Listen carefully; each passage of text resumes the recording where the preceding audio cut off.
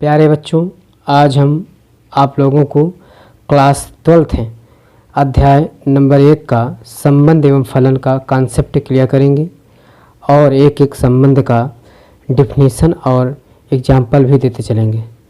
तो सबसे पहले हम चलते हैं संबंध एवं फलन के बारे में। हमने पिछली वीडियो में पढ़ा चुका हूँ मैं। आज हम उसी को सिलसिले को आगे बढ़ाते हुए मैं चलता हूँ। द्विआधारी संबंध है।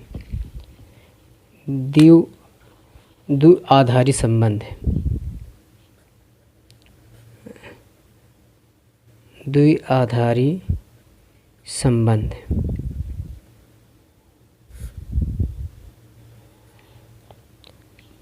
Binary relations. बाइनरी रिलेशंस, इसका डिफिनेशन देखिए आप, परिभाषा। किसी समुच्चय ए से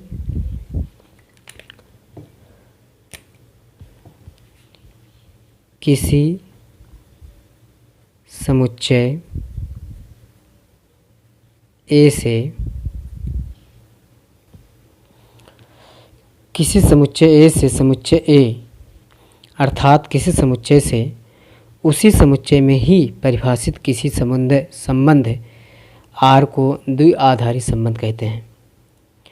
किसी समुच्चय ए से, मान लीजिए कोई समुच्चय ए है, समुच्चय ए से अर्थात किसी समुच्चय से उसी समुच्चय में ही परिभाषित किसी संबंध आर को द्विआधारी संबंध कहते हैं। मान लेते हैं, मान लिया ए कोई समुच्चय है। मान लिया ए कोई समुच्चय है, तब संबंध की परिभाषा से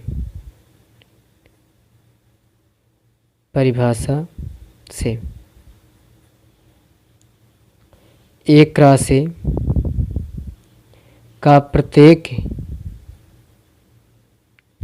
एक क्रॉस ए का प्रत्येक उपसमुच्चय ए में एक संबंध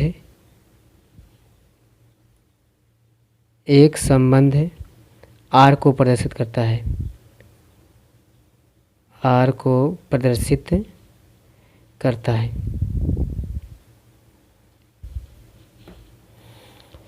यदि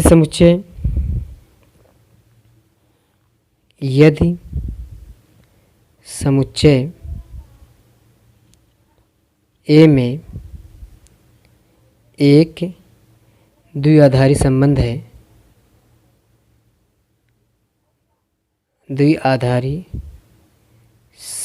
है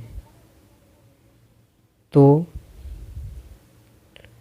उसे हम ये लिख सकते हैं, R subset of A cross A, अर्थात आर एक्स कामा वाई छोटे कोष्ठक में such that X belong to A और वाई बिलोंग टू ए।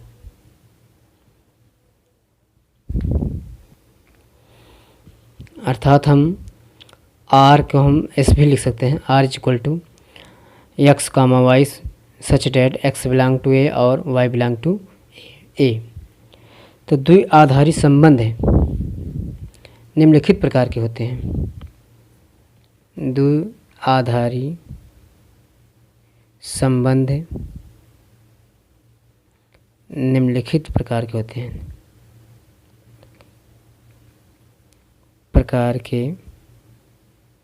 होते हैं। पहला, स्वतुल्य संबंध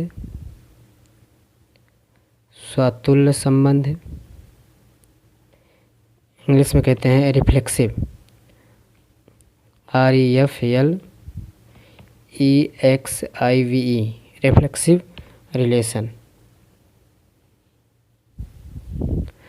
दूसरा है सम्मित संबंध,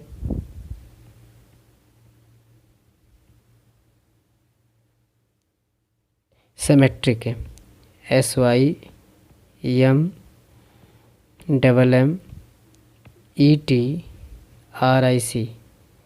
रिलेशन।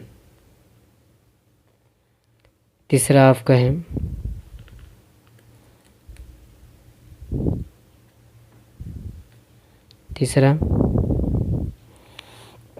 प्रतिसम्मित संबंध है, प्रतिसम्मित संबंध, एंटी सिमेट्रिक है।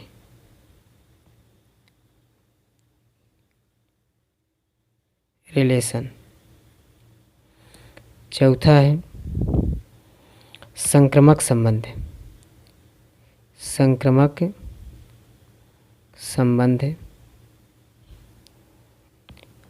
इंग्लिश में कहते हैं transitive, TRANSITIVE, transitive relation.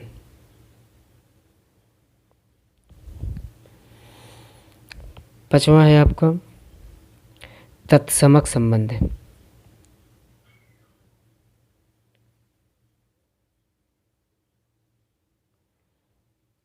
Identity, identity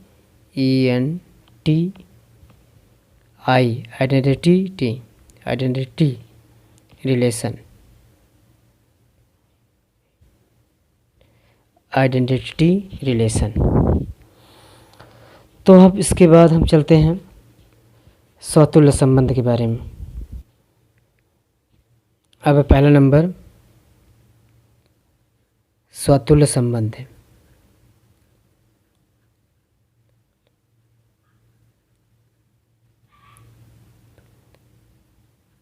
reflexive,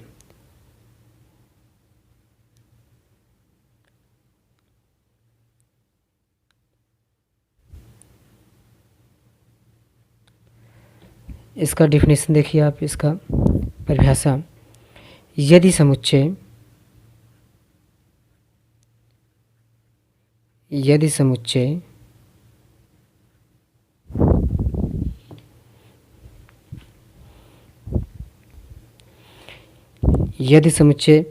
ए में कोई संबंध R इस प्रकार का है कि ए का प्रत्येक अवयव R द्वारा स्वयं से अवश्य ही जुड़ा है, तो संबंध R स्वतुल्य संबंध कहलाता है। जैसे एग्जाम्पल देखिए, पहले इसका हम लिख देते हैं प्रतीकात्मक भाषा में। प्रतीकात्मक भाषा में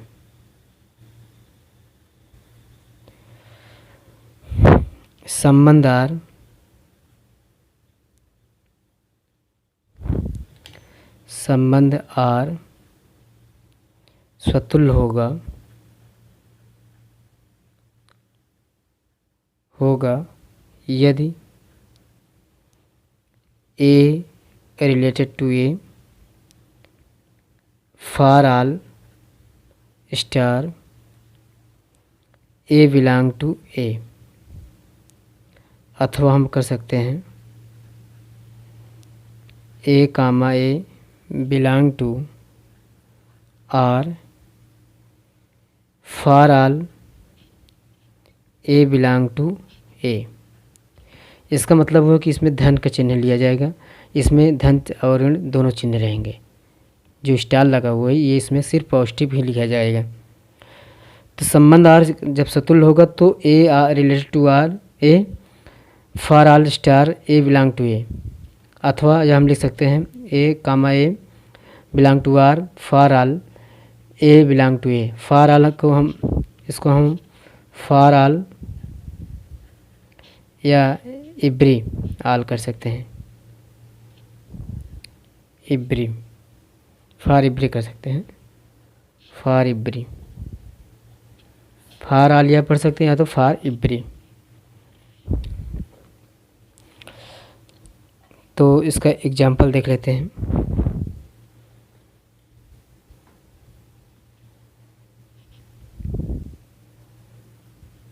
एग्जाम्पल,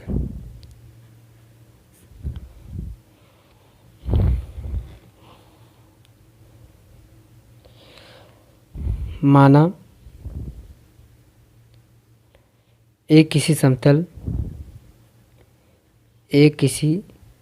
समतल में खींची गई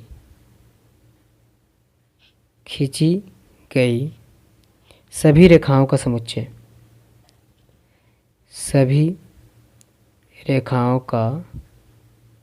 समुच्चय है तथा समुच्चय ए में एक संबंध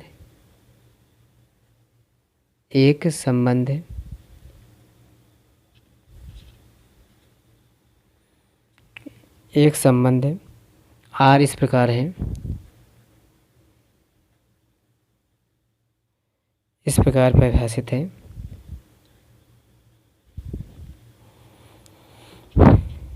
X रिलेटेड टू y यदि x, y के समांतर है, जहाँ x तथा y रेखाएं हैं, x तथा y क्या हैं? रेखाएं हैं।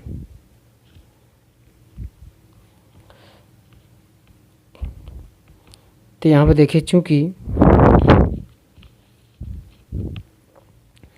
चूँकि प्रत्येक सरल रेखा x स्वयं के अवश्य ही समांतर होता है, समांतर होती है। अतः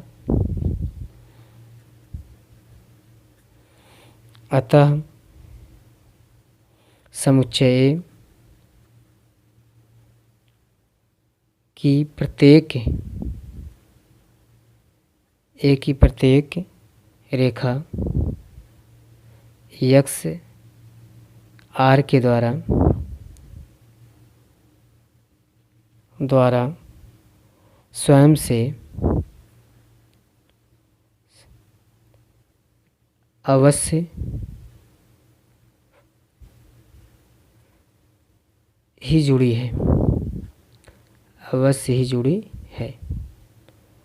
अर्थात हम लिख सकते हैं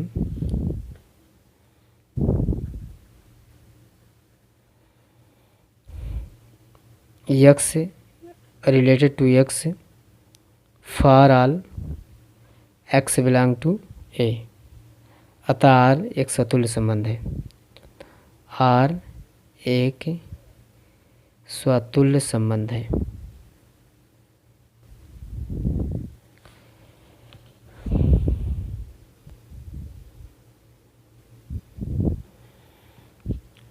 सममित संबंध, सेकेंड नंबर, सिमेट्रिक रिलेशन। माना समुच्चय A में कोई संबंध R है तथा A व B समुच्चय A के कोई दो अवयव हैं, तब संबंध R सममित कहलाएगा। इसका हम देखते हैं, निकाल लीजिए। संबंध R सममित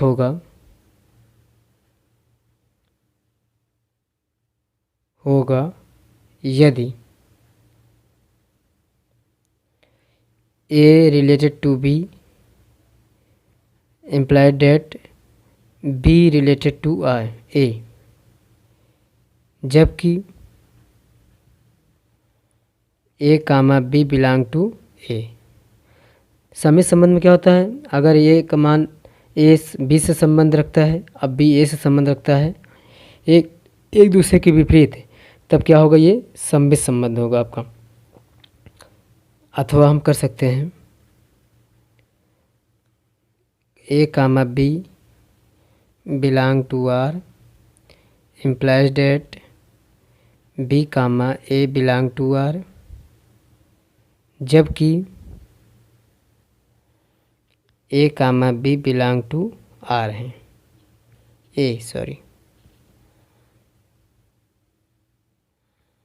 इसको हम रेक्टेंगल में लिख देते हैं। ये मेन फार्मूला है आपका, ये आपका ए है। इसका एग्जांपल देख लीजिए। इसका एग्जांपल क्या है? एग्जांपल में क्या हो, जैसे मान लेते हैं कि किसी समतल में स्थित सभी रेखाओं के समुच्चय ए में संबंध आर इस प्रकार परिभाषित है कि यक्स रिलेटेड टू वाई यदि एक्स लंब टू एक्स परपेंडिकुलर वाई, जहाँ एक्स और वाई रेखाएं हैं।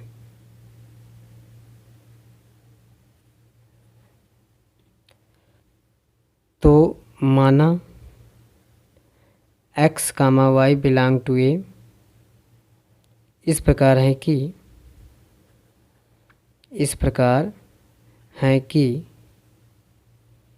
एक्स से रिलेटेड टू वाई, तो एक्स से related to Y implied that X perpendicular Y. तो इसका मतलब हुआ X perpendicular Y implied that Y perpendicular X. अगर ये चीज़ दोनों में होगा तब क्या होगा, आपका समित संबंध होगा। तो इसका मतलब लिख सकते हैं उसको हम x related to Y implied that Y related to x.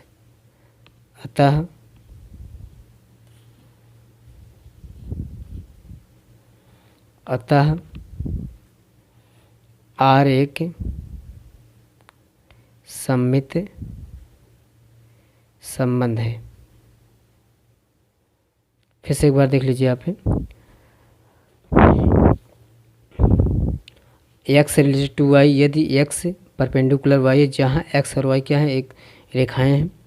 तो माना X comma Y belong to A इस प्रकार है कि एक्स से रिलेटेड टू वाई, तो एक्स से related to Y implied that X perpendicular Y है। तो एक्स परपेंडिकुलर वाई होगा इम्प्लाइड डेट, तो वाई परपेंडिकुलर एक्स भी होगा। तो X related to Y implied that Y related to x. अतः आर एक क्या होगा, एक सममित संबंध होगा। तो आप यहीं से देख लीजिए, अगर ये एक्स है और ये आपका वाई है, एक्स है ये आपका वाई। अगर एक्स वाई पर परपेंडिकुलर है तो वाई भी क्या है, एक्स पर परपेंडिकुलर होगा। तो इस तरह से हम देख सकते हैं कि एक्स से रिलेटेड टू वाई तो वाई रिलेटेड टू एक्स है। तो क्या होगा आपका, ये सिमेट्रिक रिलेशन होगा। अब हम चलते हैं इसके बाद तीसरा नंबर चलते हैं प्रतिसम्मित संबंध। प्रतिसम्मित संबंध एंटी सिमेट्रिक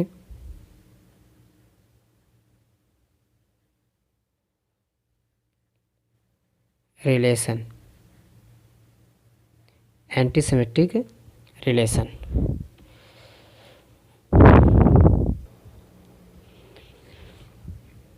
प्रतिसम्मित संबंध एंटी सिमेट्रिक रिलेशन के बारे में।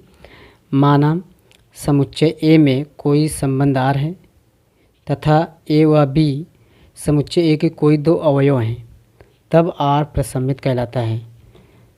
तो इसका एग्जाम्पल देखिए। तो इसका प्रतीकात्मक भाषा देखिए। प्रतीकात्मक भाषा में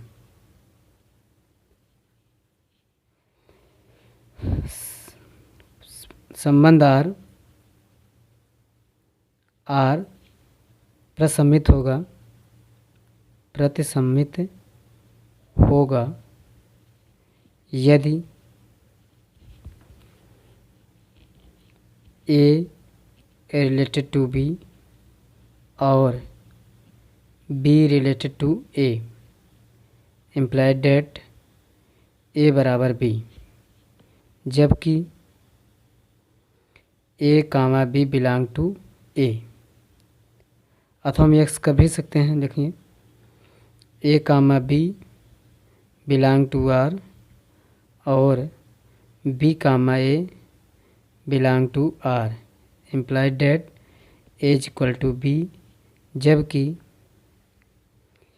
ए व comma B belong to A.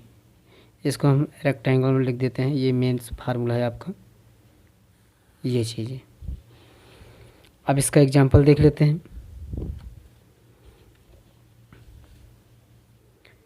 Example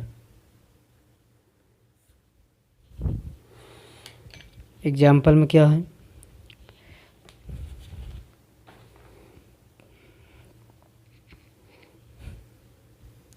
यदि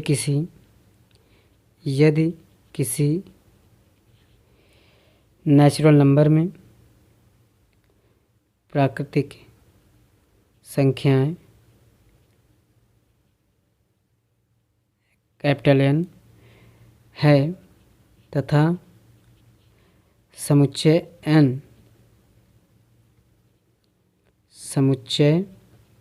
N में संबंध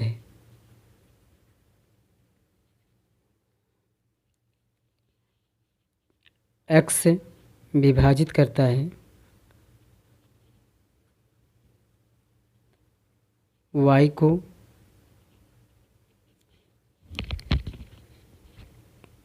तो y विभाजित करता है तो क्या है, प्रतिसम्मित है,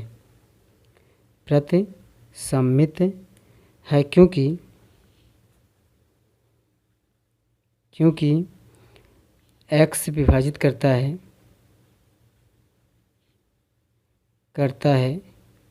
y को, x विभाजित करता है y को, y विभाजित करता है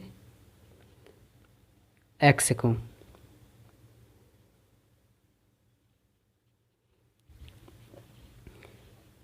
यह तभी संभव होगा जब x बराबर y होगा। यदि किसी प्राकृतिक संख्या n है तथा समुच्चय n में संबंध x विभाजित करता है y को, तो इसे प्रतिसम्मित कहते हैं। क्योंकि x विभाजित करता है y को, तो y विभाजित करेगा x को। तो यह तभी संभव होगा जब x बराबर y ही होगा।